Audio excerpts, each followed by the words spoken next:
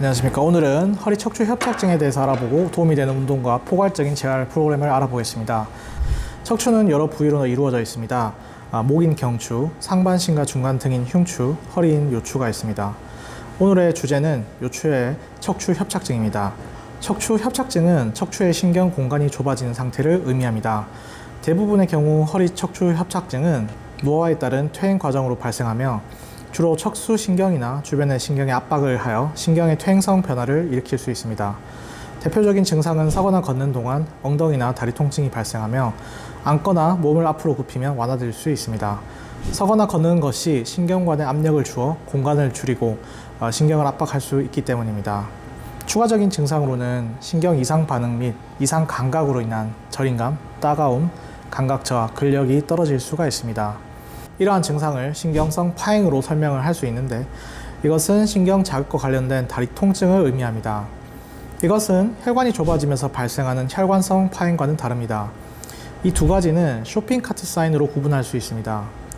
환자가 허리 척추 협착증으로 인한 파행이 있다면 쇼핑카트를 밀면서 몸을 앞으로 굽히면 요추 신경관이 이완돼서 증상이 완화될 수가 있습니다. 또 다르게 확인할 수 있는 방법은 자전거를 타는 경우인데 혈관성 파행의 경우 자전거를 타면 혈액이 원활하게 다리에 공급이 되지 않아서 통증이 악화되지만 신경성 파행의 경우는 그렇지 않습니다. 허리 척추 협착증이 구조적인 변화와 관련된 퇴행성 질환의 경우는 운동요법이 도움이 됩니다. 2020년 젠슨 박사에 따르면 60세 이상의 개인 중 21%에서 33%가 영상에서 허리 척추 협착증을 보이더라도 증상이 없다는 것을 확인할 수 있었습니다. 비슷하게 2017년 웨스트버그와 프렌리드의 연구 보고에 따르면 대부분의 영상 소견과 증상 간의 상관관계가 비례하지 않는다는 결론이 있었습니다. 따라서 운동의 목적은 영상에서 척추의 구조를 변경시켜서 호전시키는 것이 아니라 환자가 느끼는 기능과 삶의 질을 점진적으로 향상시키는 데 있습니다. 첫 번째 단계는 체중 부하 스쿼트입니다. 부드럽게 엉덩이를 터치하는데 너무 힘들거나 통증이 있는 경우에는 동작 범위를 줄이거나 손을 이용하여 도움을 받아도 됩니다. 15회 반복으로 3세트 진행합니다. 두 번째 단계는 스플릿 스쿼트입니다. 시작 자세에서 몸을 낮추어 뒤쪽 무릎이 바닥에 닿기 직전 다시 일어섭니다. 통증이 있다면 범위를 줄이고 너무 힘든 경우에는 균형을 위해 손을 사용하셔도 됩니다. 12회 3세트 시행합니다. 첫 번째 단계는 플랭크입니다. 발가락과 팔뚝만 바닥에 닿게 하고 엎드리는데 팔꿈치는 어깨 수직 아래에 두고 몸을 일직선으로 유지하면서 엉덩이 근육을 최대한 수축시킵니다. 동작이 너무 어렵다면 박스나 벤치에 팔을 올리고 시작할 수 있습니다. 두 번째 단계는 플랭크 리치입니다. 플랭크 자세에서 한 팔씩 가능한 만큼 앞으로 뻗는데 몸통이 흔들리지 않아야 합니다. 각 운동을 50초씩 3세트 시행합니다. 첫 번째 단계는 더블레그 브릿지입니다. 천장을 보고 바로 누워 엉덩이를 들어 올리는데 엉덩이가 엉덩이보다 높으면 안됩니다. 15회씩 3세트 실행합니다.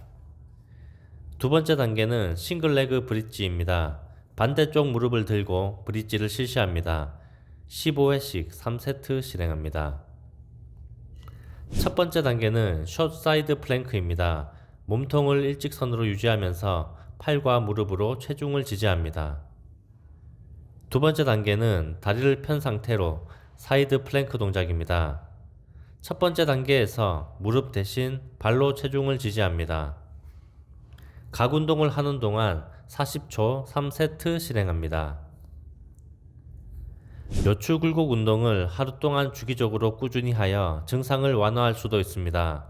여기에 나열한 운동 중 필요한 동작들을 수행할 수 있습니다.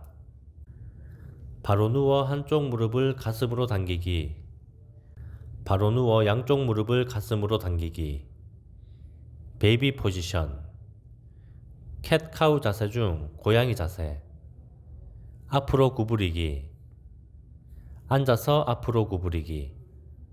위의 동작 중 편한 것을 선택하여 운동하세요.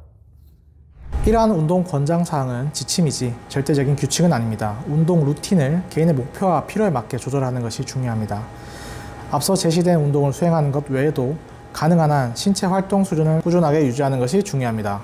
만약 걷기가 어려운 경우 사이클이나 수영은 활동량을 유지하는 데 좋은 대안일 수 있습니다. 또한 걸음수를 추적하여 몇 주, 몇 달, 몇 년 동안 얼마나 좋아지는지를 모니터링하고 가능한 경우 걸음수를 늘리려 노력하는 것이 중요합니다. 수술은 언제 고려해야 할까요?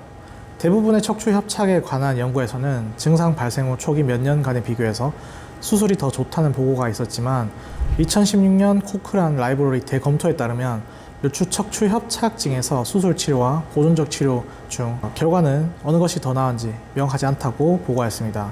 수술 후 6, 8, 10년 후의 결과를 검토하면 수술의 이점이 감소하고 두 그룹 간의 결과는 유사해집니다. 비용, 회복 시간, 합병증뿐만 아니라 23%의 경우에서 재수술이 필요한 경우들이 있었습니다. 따라서 수술의 결정은 신중해야 합니다. 수술은 신경학적 증상이 심하거나 진행성 신경 증상이 나타날 때 필요할 수 있지만 대부분의 경우에 비수술적 관리가 첫 번째 권장 사항입니다.